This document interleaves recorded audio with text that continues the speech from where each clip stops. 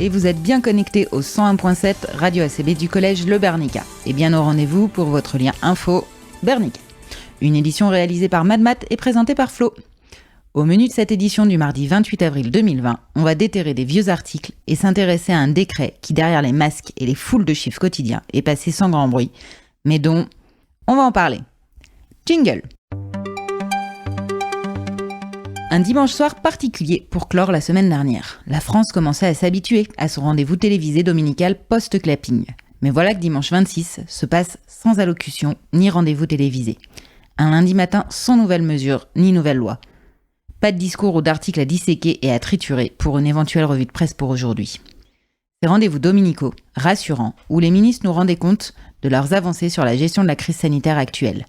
Des mesures auxquelles ils ont réfléchi et dont ils ont discuté ensemble pour que le virus marque le pas. Mais cette semaine, un rendez-vous qui s'adresse plus aux confinés, il va falloir patienter encore quelques heures, parce que c'est à 15h que le Premier ministre présentera le plan de déconfinement, ainsi que l'application de l'application Stop Covid, devant l'Assemblée nationale, et qui seront ensuite débattus et votés par les députés. Mais sans plus tarder, revenons à l'actualité de ce lundi 27 avril. Comme tous les lundis matins, depuis le 17 mars, des enfants prennent le chemin de l'école. Mathieu, hier, lors du lien Info Bernica du lundi 27, nous rappelle qu'ils sont 4 élèves identifiés au collège Le Bernica, encadrés par un prof par demi-journée. Car vous le savez, comme prescrit par la directive nationale, les établissements scolaires accueillent les enfants des personnels de santé afin que ceux-ci puissent aller plus sereinement faire face au nouveau coronavirus. Dans certaines communes, comme à Nice, Cannes ou encore Grenoble, les maires ont, sans aucune directive nationale en la matière, nous précise France Bleu, décidé d'ouvrir les portes de leurs établissements, garderies et écoles à des élèves n'étant pas enfants de personnel de santé. Depuis le lundi 6 avril, puis tous les jours de la semaine, les personnels de supermarchés bénéficient de services de garde d'enfants mis en place dans les villes de Nice, Cannes et du Canet. Ils y sont accueillis 7 jours sur 7, y compris pendant les vacances et jours fériés comme Pâques. Un article de Nice Matin nous fait un bilan le 31 mars, soit 15 jours après. L'Académie des Alpes-Maritimes accueillait alors presque 600 élèves, essentiellement des écoliers. Dans les écoles, il y a un véritable élan de solidarité. Les collègues sont massivement partants pour donner un coup de main dans cette crise sanitaire, témoigne un responsable syndical.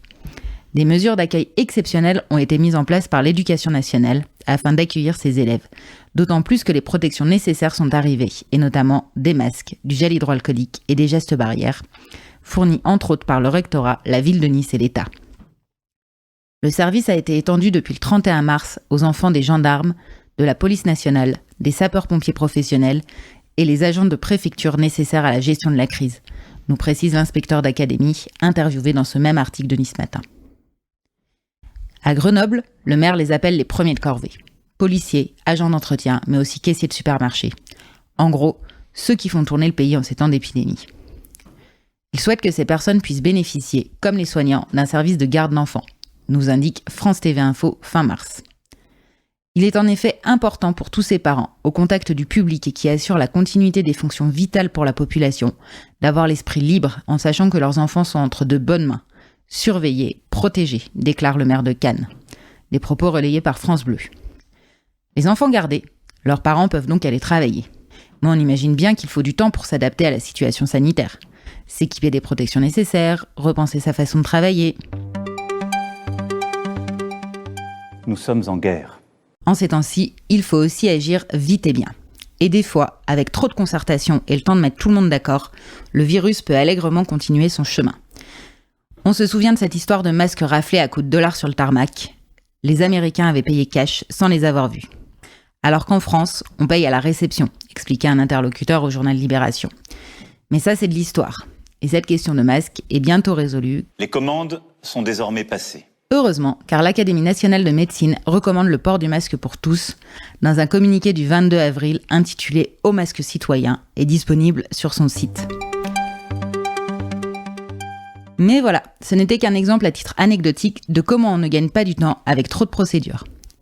Ainsi, pour éviter que les procédures à échelle nationale n'entravent la lutte contre le Covid-19, le décret du 8 avril 2020, relatif aux droits de dérogation reconnus aux préfets, autorise désormais toutes les préfectures de France à contourner les normes et les règlements de l'État par simple arrêté.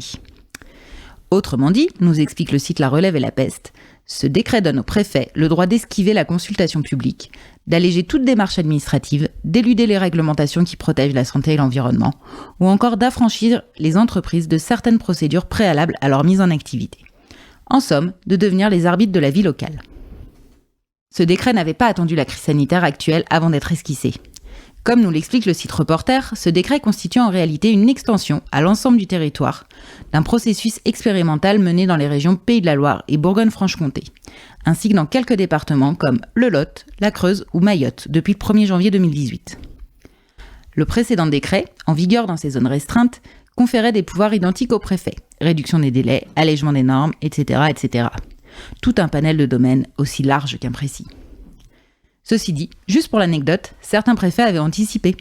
On se souvient ainsi du préfet de Seine-et-Marne qui, ayant interdit la fréquentation de ses forêts le 31 mars, avait publié le 3 avril 4 arrêtés pour réquisitionner certains chasseurs, ainsi que du personnel de l'Office national des forêts pour signaler les infractions au confinement. Ces chasseurs sont des techniciens assermentés de la Fédération départementale des chasseurs, ainsi que des gardes particuliers assermentés. N'a pas oublié de mentionner le journal 20 minutes. Mais au final, ce dispositif n'a pas été reconduit les prochains week-ends. Leur base juridique s'avérait à l'époque fragile. Ces arrêtés ont été retirés, en a conclu la préfecture. Plus sérieusement, ce décret du 8 avril 2020 relatif aux droits de dérogation reconnus au préfet, dans un contexte actuel de crise sanitaire et de crise économique qui se dessine, un vent de lobbying intense souffle sur la France confinée et certains députés, dont celui du Maine-et-Loire, estiment qu'il est normal que les patrons des patrons se mobilisent pour le compte des entreprises qu'ils représentent. Mais moins normal, voire inacceptable, que cette crise économique soit utilisée comme prétexte pour contourner, voire supprimer les lois et réglementations environnementales en vigueur, ou pour demander de différer les engagements pris sur la base des émissions de gaz à effet de serre. Ces règles peuvent, selon l'AFEP, Association française des entreprises privées, représenter un frein pour sortir de la crise économique, notamment en mobilisant des ressources importantes au sein des entreprises qu'il faudrait utiliser autrement.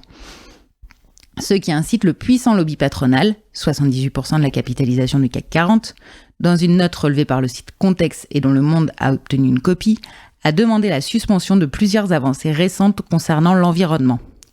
Il propose de décaler d'1 an la révision de la directive sur les émissions industrielles de CO2, assurant que dans une situation économique aussi grave, ce n'est pas le moment de modifier un cadre juridique qui est efficace et qui a fait ses preuves. En réalité, ce type de demande apparaît partout dans le monde, nous précise le site Novetic.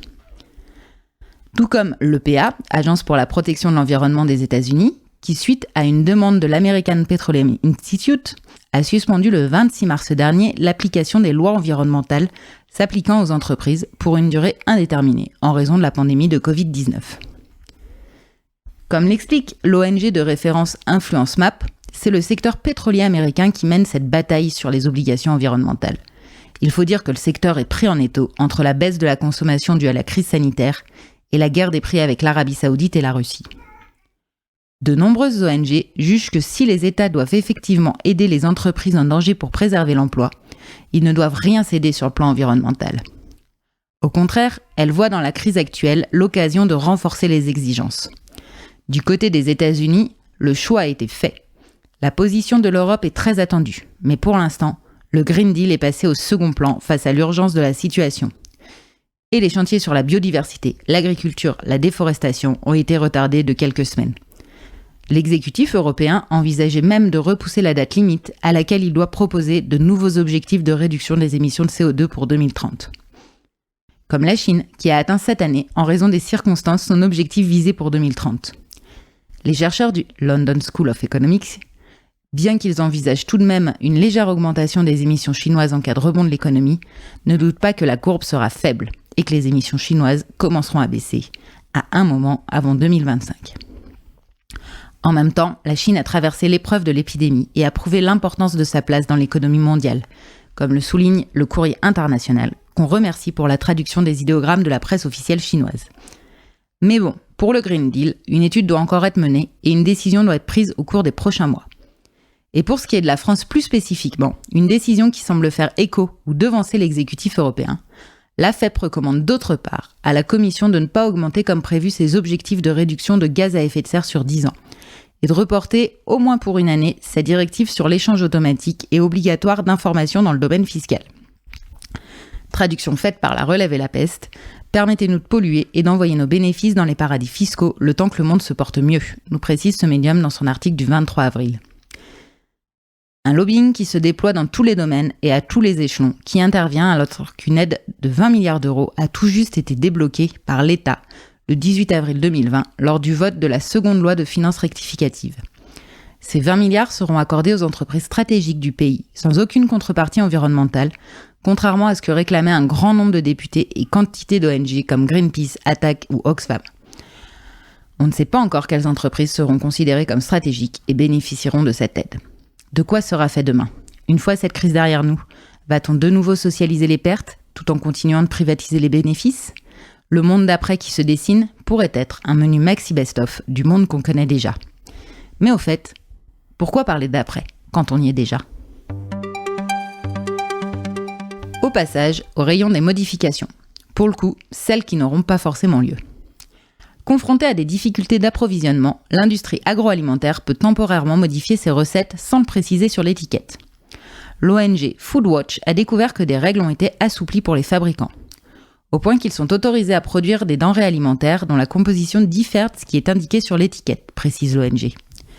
Dans ces circonstances exceptionnelles, au cas par cas, des produits peuvent être formulés de façon légèrement différente par rapport à l'accoutumée ou fabriqués dans un site de protection différent du site habituel, sans que cela ne soit reflété avec exactitude sur leur emballage, détaille la DGCCRF. Les modifications d'étiquetage sont en effet impossibles à satisfaire dans un laps de temps aussi court et l'activité des fournisseurs d'emballage est elle-même affectée par la crise du Covid-19, ajoute le service de l'État. Il s'agit de tenir compte des difficultés d'approvisionnement en matières premières des industriels et de l'impératif majeur d'assurer l'approvisionnement des supermarchés. On ne va pas empêcher la mise sur le marché d'un produit parce qu'il y a une modification temporaire d'approvisionnement qui fait que la recette a un peu évolué, a souligné auprès de l'AFP le porte-parole de la DGCCRF. Interpellée par Foodwatch, la DGCCRF prévoit de donner prochainement la possibilité de consulter la liste des produits concernés sur son site internet, nous relaye ce dimanche 26 avril le journal Ouest France. Et enfin, culture. Un impact qui fait froid dans le dos. La mythique série Les Feux de l'amour doit subir une pause forcée à cause du confinement lié au nouveau coronavirus. Hier, pour la première fois en 47 ans, aucun nouvel épisode n'a été diffusé aux États-Unis. En France, le soap est diffusé sur TF1 depuis 1989. La diffusion de l'intrigue est donc décalée de quelques années. Mais les téléspectateurs français ne sont néanmoins pas à l'abri d'une pénurie, car TF1 pourrait manquer d'épisodes doublés à diffuser. C'est pour cette raison que la dernière saison de Grey's Anatomy n'a pu être diffusée dans son intégralité au printemps. Amour, gloire et beauté pourraient subir le même sort. Les séries Made in France sont également touchées, le tournage de Plus belle la vie ayant également été interrompu et France 3 arrive bientôt à court d'épisodes. Ainsi, cette crise sanitaire mondiale impacte durement les habitudes des téléspectateurs, qui devront peut-être s'adapter à de nouveaux contenus télévisuels. Heureusement, les chaînes télévisées pensent à proposer des rediffusions ainsi que des documentaires autour des séries impactées, pour que la rupture affective entre téléspectateurs et personnages ne soit pas trop brutale.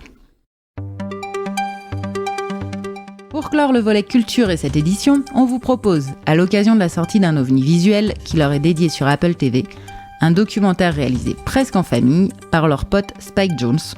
Pour ceux qui connaissent, on parle bien sûr de ces boys qui ont changé la face du hip-hop dans l'effervescence new-yorkaise des années 80-90. On se quitte donc sur un remix du producteur Taggy Matcher, véritable pilier du groove lyonnais, voire français, et un morceau sorti sur l'une des hip-hop reggae series.